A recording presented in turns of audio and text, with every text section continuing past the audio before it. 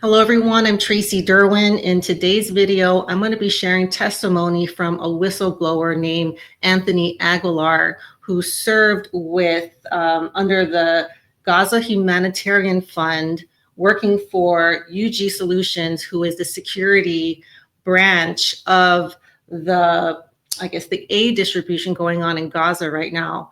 And he came out with a lot of shocking information, but I do feel like right now this is one of the most important situations going on in our world right now, because the refugees and the Palestinians of Gaza are now starving to death, especially the elderly, the children and babies, and women who have children. And I have some information from a doctor who has been doing humanitarian work in Gaza for some time. Let me show you, this kind of sums up the problems that Anthony saw while he was serving for this organization. Now, GHF is a for-profit group. So months ago, Netanyahu stopped the UN from providing aid to the Palestinians, to Gaza. He claimed that Hamas was confiscating the aid, even though there's no proof of that. So they came up with this other solution, and this group does not seem to first know how to provide aid, and to go further, it seems like they're actually trying to make the famine, make the suffering worse by, providing aid. And he's going to go over some of the reasons why that is the case. Some of them being using live rounds to control the crowd of the starving people that are coming for the aid. Also, the locations of these aid locations, there's only 4, whereas before the UN had 400, and many other problems that are going on. And this contract, I believe, is still active, but he has resigned since and has come forward with what he's experienced. So here is Tony Aguillar. Anthony Aguillar, he has been speaking out about what he saw as part of the Gaza Humanitarian Foundation. He's also a retired military veteran, former Green Beret. A total of 12 deployments. 9 of those were combat deployments. Iraq, Afghanistan, Syria, Tajikistan, Southern Philippines, all throughout Southeast Asia. And Purple Heart recipient. I was wounded in combat in 2005 in Mosul, Iraq. And I commanded at every level from when I commissioned out of West Point as an infantry officer, through my time trying out and being selected for Special Forces, and then commanding through Special Forces up to the battalion level before I eventually retired. I was called by UG Solutions in mid-May, May 13th. They were specifically looking for individuals with a special operations background, and they said, hey, we're going to go into Gaza to deliver humanitarian aid. Our company was selected to do the Netzarim corridor mission, the checkpoint, in January through March. And we got selected to go back and do this humanitarian aid. Okay. So that's how I got hired, and ended up about 3 days later, ended up on a plane to Gaza. The very first question I remember, because this question was asked when we were still in Virginia, is, leadership, we're here on a tourist visa. What are our rules of engagement? What are the escalation of force procedures? And what is our legal protections in Israel being armed as tourists? And the response to that was, why do you need to know that? If you're threatened, shoot. My response to that, I didn't ask the question. I'm sitting in the crowd, but I was physically aghast. I was just like, what? Like, if I go into a country, whether it's for combat operations or security operations, I'm protected by a status of forces agreement. And or Title 10 authority granted by the Constitution for me to be there as a combatant in war. I have legal protection. When I'm in Israel and I'm an American citizen on a tourist visa, I'm under the same status if my grandmother went to go visit Jerusalem. That's right. I'm just there as a tourist, walking around and having a weapon and armed. Immediately, day one, first step, don't pass go, we are already violating international law right off the bat. That's a tourist visa. And they're like, I don't think it is. I'm like, it says it clearly, tourist. So that's concerning. I was with the first, not amongst the first or one of the first. I was with the very first group that went into Gaza to do a site assessment of each of the distribution sites. No Americans had been to these sites yet, but they were already built and already established. Not what was supposed to happen.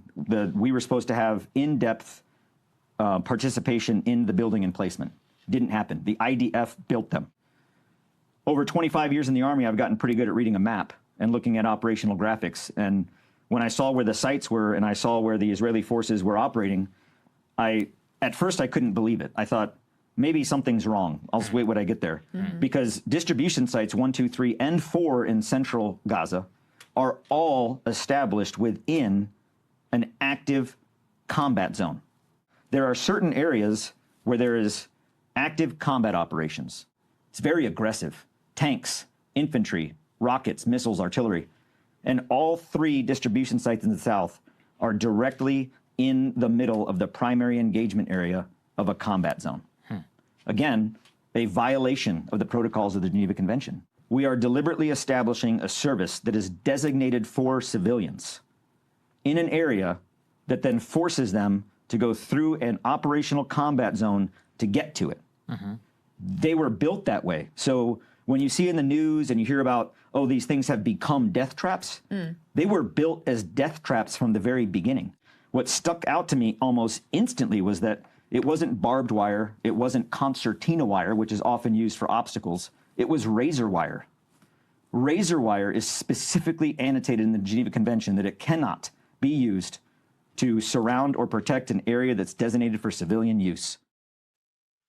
So right there, he pointed out a lot of, infractions on the Geneva Convention, like how things are supposed to happen during times of war.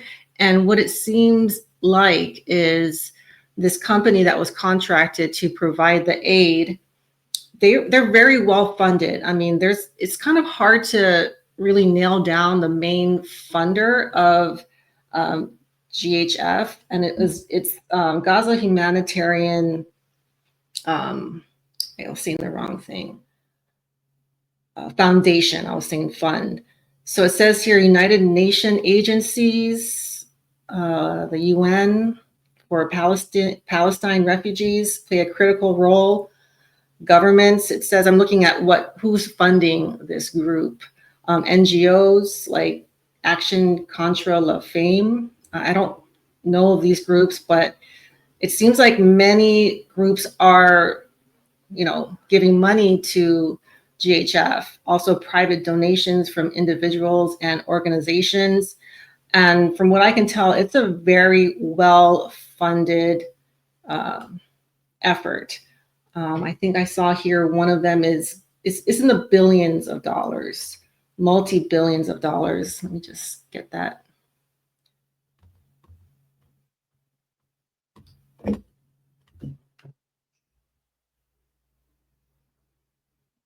I can't see it. But it's very well funded. I saw here that I know the US government gave 30 million, but there are some that have provided over $1 billion to help this. But it seems to be working against what this is supposed to do. Okay, it's very hard. It says here the US has given $500 million in assistance, but some of this is old information. But regardless to say, and he says it himself, the purpose of this is not necessarily to help the civilians in Gaza, but it's to make money. And the people in charge don't have experience doing these things. They did hire people such as him as an ex-Green Beret, but a lot of the people hired are like friends of one of the people in charge who is the leader of a motorcycle gang. So a lot of the guys there are part of this motorcycle organization, I guess you could say. So as I talk, I'm gonna show a little footage, and this is this is what he took. And one of his roles was to provide pictures and video of these aid sites. And here is what it looks like. So there are hundreds of thousands of Palestinians that are trying to get aid, especially food. And it just seems like pure chaos. There's no line. There's just this, horde of people that come down this, this alleyway. And some of these people travel very far, 8, 9, 10 kilometers just in the hopes of getting food. And the quality of the food here is not good. It's dried beans, rice, and flour is what he says is being distributed. All of these things require water to make, and water is not provided by this group. And these people that are walking are probably very thirsty. They're walking, 8, 9, 10 kilometers in the heat. And a lot of the people coming are children. And I have some photos here. This is a young boy that came to the site. I don't think he's smiling because he's happy about what he's doing. I think he's appreciative that there are people that are trying to help them. But it just looks like pure chaos. They have no vehicles. They can't even, they don't even have proper things to transport the food. Like they're carrying it on their shoulders. And there's no it's not fair. It's just whoever can get there the earliest, whoever is the fastest and strongest gets the most. And yeah, it's just pure chaos. But the worst thing is that the IDF is actually calling the shots, and they are also providing a lot of security in addition to, people like Anthony. But one of the rules they have is they're using live rounds to control the crowd. So when it's time, for them to leave after, picking up what they can, they use tear gas, stun grenades, and live rounds. So while they're trying to control the crowd and get people out of there, people are dying. And it's been estimated at least 1,200 Palestinians have died going to these aid sites. And it's fairly well known that these aid sites are death traps. So it's really not serving the purpose. And I really think the world should be requesting that the UN take this job back, because they understand how to do this. Aid is not just about providing food. It's about providing medical infrastructure, sewage, shelter, medicine. I mean, there's so much more that needs to be done for refugees. And I think some of you have seen the footage from what Gaza looks like from the air, because other countries are coming in doing airdrops, and they're filming it. They're not supposed to, but Gaza is apocalyptic, is how it's been described by many people. So they have nowhere to live. I don't think their electricity is working very well. Doesn't seem like they have a lot of plumbing. Most of the hospitals have been bombed, so they don't have medical support. And it looks like hell, to be honest. I mean, no organization whatsoever. And to make it even worse, you get shot at while you're there. I didn't want to provide, too much violent content. I try to keep it as, this is actually a clip of them using live rounds to get the people out of there. Instead of using a translator with a loudspeaker, they use weapons. And there was a clip he got saying that someone said, "I think I got one," and cheering each other on. And it's just on top of breaking the rules of engagement and, not having any really organization to this process, people are getting shot at. Now, he's been getting criticized for coming out, and that's to be expected. He's coming out against governments. He's coming out against IDF and Israel and the company that he was serving. But if you watch his more full-length videos, he comes with receipts and proof that he is telling the truth, that he resigned because of what was going on. The company says that he was fired and he's a disgruntled employee, but he resigned because he said that this is just not a sustainable aid effort. A lot of young boys are getting hurt, and I have a little clip on what are happening to some of the adolescent teenage boys. They seem to be getting targeted worse than some of the other groups. And I mean, my opinion on why is, maybe Israel doesn't want the young boys to grow up and, become soldiers and, be able to lead their people. But this was another really disturbing account that I heard from a doctor from Oxford. And he's been going to Gaza for humanitarian work for a while. And this last trip, he noticed something very disturbing, and I'll let you hear from it right here. You've talked about target practice. You've talked about what you believe looks like a pattern of shootings at different body parts. Explain what you mean by that and what you saw and some of the examples. So I think it was my third or fourth day after I'd arrived, and a young 12-year-old came in having been shot, and we knew he'd been shot at one of the food distribution points, one of the GHF food distribution points. And he died on the operating table, this 12-year-old boy, because the bullet had severed his aorta, and we couldn't save his life. And we were talking about them, and then we had another 2 or 3 bullet wounds in the abdomen that came in the same day. And I was talking to a close friend of mine who's a Gazan ER doctor who I've worked with on previous trips, and he said they had noticed a very strong pattern over the preceding weeks. And we then noticed that very striking pattern over the next 2 to 3 weeks, whereby there were clusters of particular body parts being injured on particular days. Now, these were all young teenage boys ranging from 11 to 15, 16. And one day they would be coming in predominantly with gunshot wounds to the head or the neck. Most of them died, clearly.